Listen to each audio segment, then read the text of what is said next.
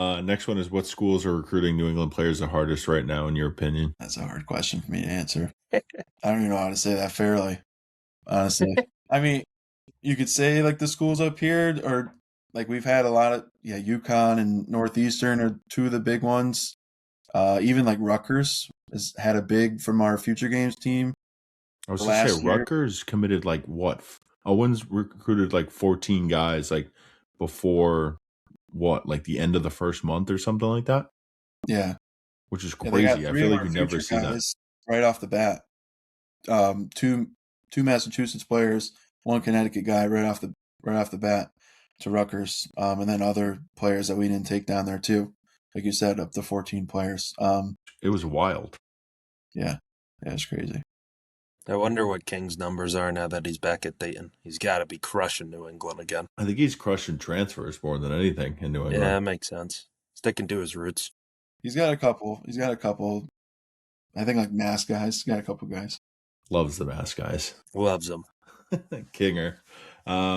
What does a New England player need to stand out nationally? I think you have to have the appearance and the look to match up with the players that play outside of New England. Like we've already hit on, we're at an unfair advantage with the colder weather up here. Like if you play down south in a bigger tournament scale, if that's a prep baseball tournament or the future games or something like that, even perfect game, WWBA, like you have to be able to stack up and be able to like grab the attention of scouts right away. I think the appearance is like the biggest thing. You obviously have to be able to play and do the things as a baseball player, but to be able to physically look ready, and you're not 6 feet, 150 pounds. Like you're physical, you're built, and you've shown that you're prepared to do like what you need to do as a baseball player. I think, and again, like some people take this offensively, but like the term gamer, like I feel like for New England, that's always what stood out, right? Like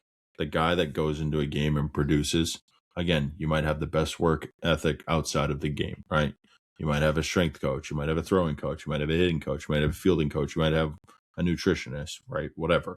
But like your progress in what you do in the game is what makes you stand out nationally.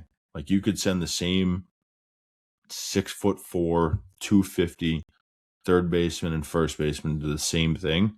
The third baseman might produce every time, and that's what's going to get him noticed. And the first baseman might be a little bit behind. I think that's where a lot of people get lost. And it's like, well, this training. And then it's like, oh, well, he gets into the game and he's 0 for 4, 1 for 3, 2 for 4, 0 for 4, 0 for 5, 0 for 3. And it's like, well, the other kid that they could have just taken is the guy that produced. So kids lose value, and essentially like the term gamer is still recruitable. They don't have to be the best player on the field, right? But that does limit opportunities at certain places. But the term gamer is still getting recruited in 2026.